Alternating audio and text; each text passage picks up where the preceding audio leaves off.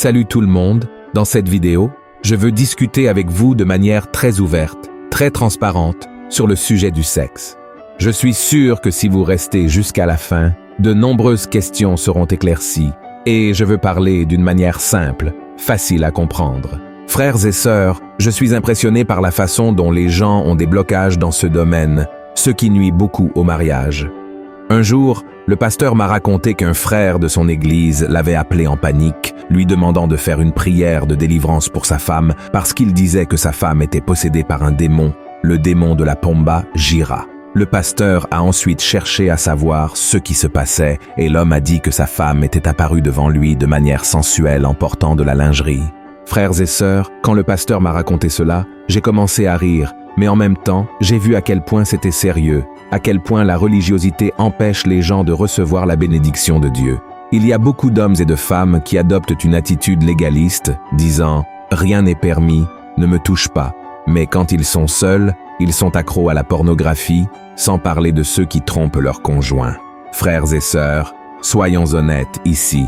Beaucoup de gens passent tout leur temps à penser au sexe, et ce n'est pas par hasard, car ce sujet est partout. Il suffit de regarder les films, les séries, d'accéder à Internet, surtout, ou de se réunir entre amis, et là, les gens en parlent toujours. Et dans le milieu chrétien, ce n'est pas différent, vous savez?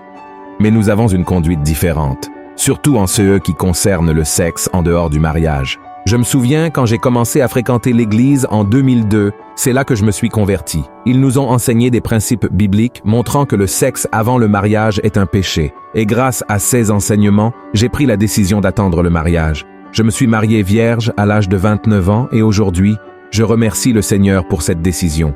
Ma femme aussi s'est mariée vierge, mais je sais que la grande majorité ne peut pas attendre jusqu'au mariage. Et cela n'invalide pas la parole de Dieu. Car si vous obéissez au Seigneur, vous récolterez certainement des fruits, et même si vous commettez des péchés et que vous vous repentez, la promesse du Seigneur est que le sang de Jésus vous purifie de tout péché. Amen. Eh bien, lorsque les gens se marient, beaucoup pensent que tout est maintenant permis, qu'ils peuvent faire ce qu'ils veulent, et je vais vous montrer dans la parole de Dieu qu'il existe au moins 4 types de relations sexuelles interdites, d'accord? Mais avant de commencer, je tiens à vous demander de vous abonner à ma chaîne. Il vous suffit de cliquer sur le bouton sous la vidéo, de vous abonner, et à côté apparaîtra une cloche. Cliquez également sur cette cloche pour recevoir toutes les notifications à chaque fois que je publie une nouvelle vidéo. Frères et sœurs, avant tout, je tiens à préciser quelque chose de très clair. Ressentir du plaisir et atteindre l'orgasme avec votre conjoint n'est pas un péché, d'accord? Je dis cela parce que beaucoup d'églises considèrent ce sujet comme un tabou et le prêchent d'une manière qui donne l'impression que la personne fait quelque chose de mal. Et ainsi, le couple se sent impur, même en étant sous la bénédiction de Dieu. L'une des principales raisons de cela est que les gens se demandent ce que Jésus ferait à leur place. Comme Jésus ne s'est pas marié et n'a bien sûr pas eu de relations sexuelles, les gens pensent que le sexe est quelque chose de charnel et impur.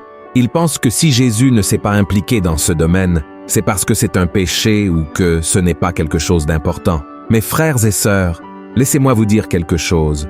Nous ne devons pas toujours baser notre vie sur ce que Jésus ferait, car Jésus ne ferait pas beaucoup de choses. Par exemple, Jésus n'a pas eu de relations sexuelles, non pas parce que c'était négatif et que cela l'aurait éloigné du Père, mais parce qu'il voyait le sexe comme le fruit d'un mariage. Et il ne s'est pas marié, car sa seule mission était de mourir sur la croix pour les pécheurs. C'est pourquoi nous devons vivre notre vie en nous basant sur ce que Jésus a fait et enseigné. Amen. Jésus n'était pas un pécheur comme nous le sommes. Il n'a pas été sauvé par la foi comme nous l'avons été. Il n'est pas séparé de Dieu comme nous l'étions à cause du péché. En d'autres termes, Jésus est dans une autre catégorie. Nous devons donc nous concentrer sur ce que Jésus a enseigné. Que nous enseigne sa parole sur la sexualité dans le mariage? Dans le premier livre de la Bible, le livre de la Genèse, nous voyons que Dieu a créé l'homme et la femme comme des êtres sexuels, et cela n'est pas un péché. C'est lui qui a créé notre corps avec des organes génitaux pour avoir des relations sexuelles et se reproduire.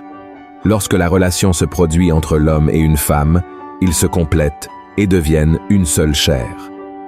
Dans le livre de 1 Corinthiens, chapitre 7, l'apôtre Paul parle abondamment du mariage et de la sexualité.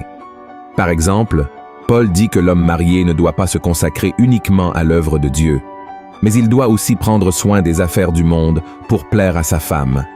Il conseille également au mari et à la femme de ne pas rester longtemps sans relations sexuelles, sauf s'ils jeûnent.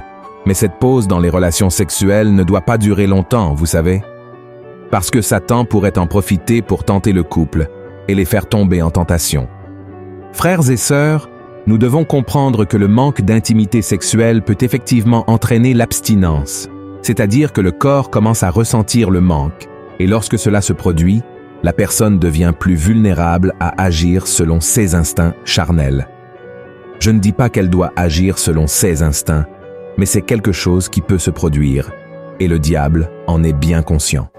Cela explique pourquoi de nombreuses personnes prennent des décisions erronées, en agissant par impulsivité, pour ensuite en ressentir un profond repentir.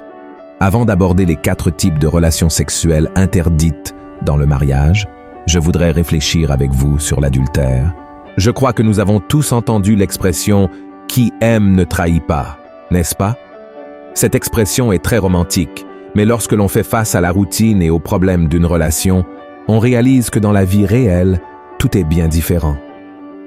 Je mentionne cela, frères et sœurs, car malheureusement, le nombre de cas d'adultère a augmenté de manière alarmante, y compris au sein des églises, provoquant beaucoup de souffrance et de destruction pour les familles. C'est pourquoi je souhaite réfléchir avec vous sur le péché de la trahison. Tout d'abord, nous devons comprendre que l'être humain, aussi bien intentionné soit-il, est pécheur et rempli de défauts. C'est pourquoi Jésus nous a avertis dans Matthieu, chapitre 26. Voyez ce qu'il a dit, veillez et priez, afin que vous ne tombiez pas dans la tentation.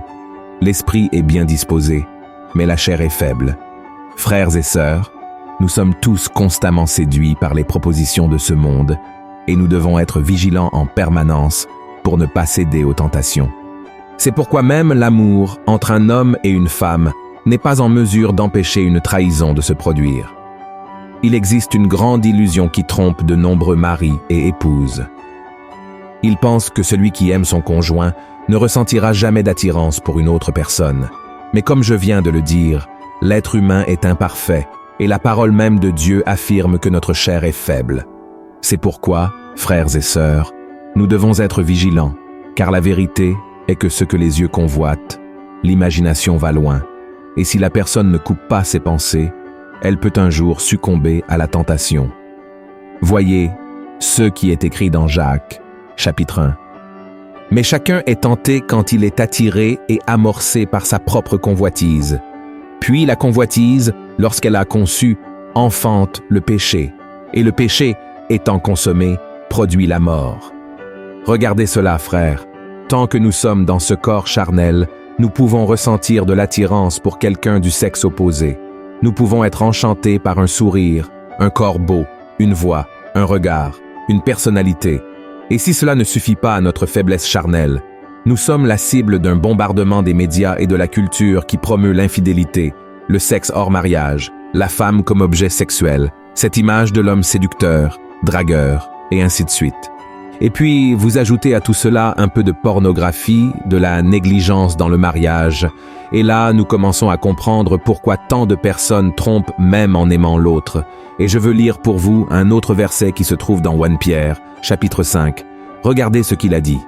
« Soyez sobres, veillez. Votre adversaire, le diable, rôde comme un lion rugissant, cherchant qui il dévorera. Regardez ceci, frères et sœurs. Satan est toujours en alerte, prêt à attraper ceux qui ne cherchent pas Dieu et qui ne veulent que les plaisirs que le monde offre. Et je vous ai parlé de toutes ces choses parce que nous devons laisser de côté tout type d'illusion pour faire face à la réalité, faire face à la vérité. Amen.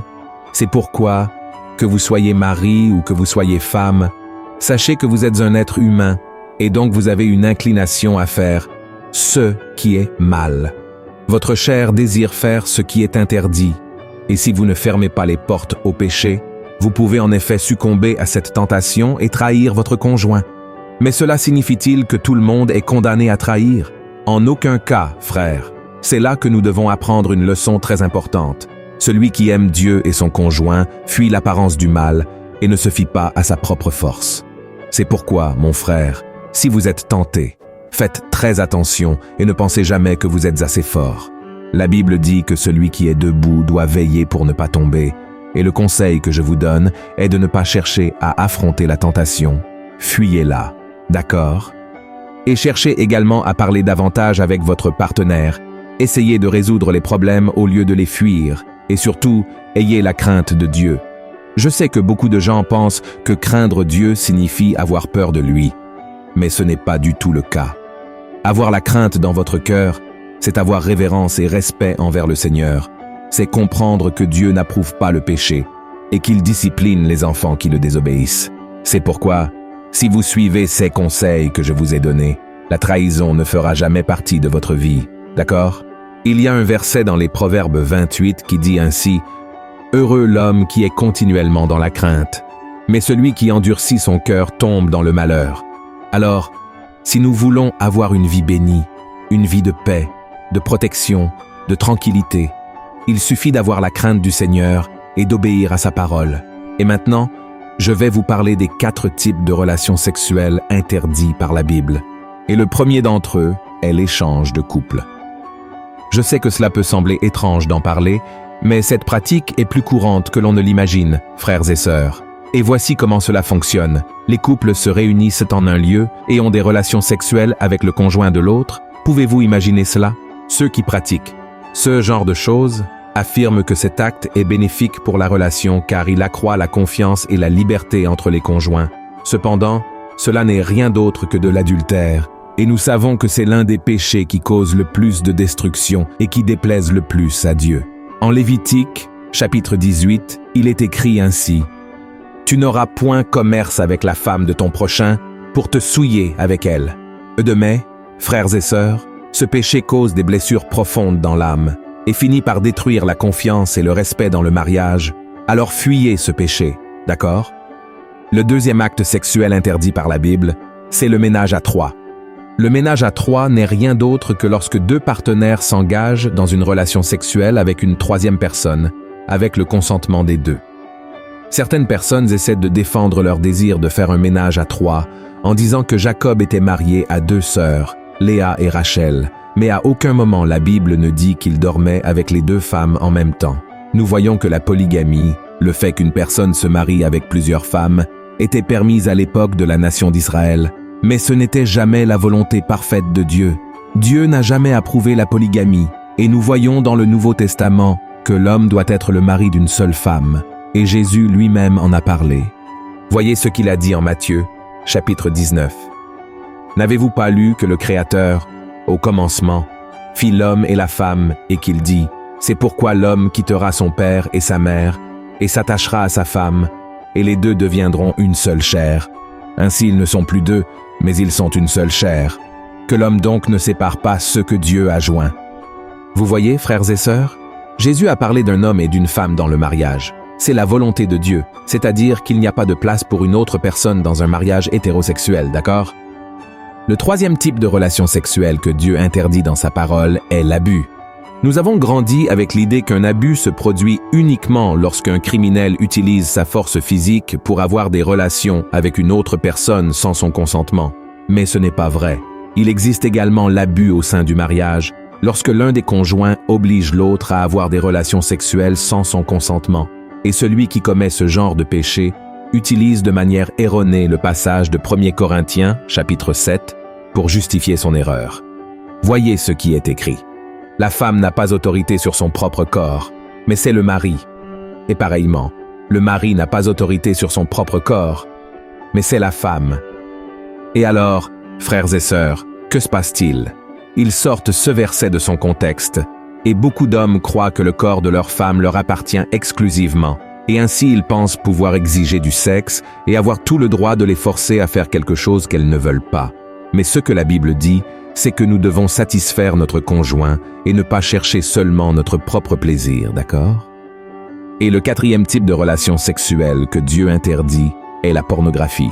Bien que ce ne soit pas un acte sexuel en soi, ces autres types de relations sexuelles interdites sont généralement stimulés par la pornographie.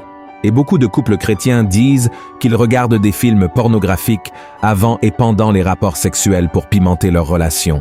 Mais malgré le fait que les 2 aiment cela, La pornographie peut être très dangereuse, car lorsque la personne regarde un film ou tout autre type de matériel pornographique, elle peut ouvrir des failles pour que l'ennemi détruise la relation. Et la Bible dit que nous devons maintenir la pureté dans le mariage. Voici ce que dit la Bible. Que le mariage soit honoré de tous et le lit conjugal exempt de souillure, car Dieu jugera les impudiques et les adultères. Et vous pourriez vous demander, mais pasteur, en ce qui concerne le sexe oral et l'utilisation de jouets sexuels, eh bien, frères et sœurs, même si la Bible ne donne pas une réponse définitive, vous devez analyser si vous deux êtes d'accord, car si vous ne vous sentez pas à l'aise de faire quelque chose, alors il est préférable de ne pas le faire. L'essentiel est d'honorer Dieu et de respecter votre conjoint. Ensuite, vous devez analyser si cela vous fera du bien, si cela vous rapprochera l'un de l'autre, ou vous éloignera l'un de l'autre, d'accord? Bien sûr, la Bible ne va pas parler de tous les sujets, sinon tout ne tiendrait pas dans un livre. Et lorsque quelque chose n'est pas clairement interdit par Dieu, vous pouvez juger de ce qui est permis. Voyez ce que dit la Bible dans 1 Jean, chapitre 3. Bien-aimés, si notre cœur ne nous condamne pas, nous avons de l'assurance devant Dieu.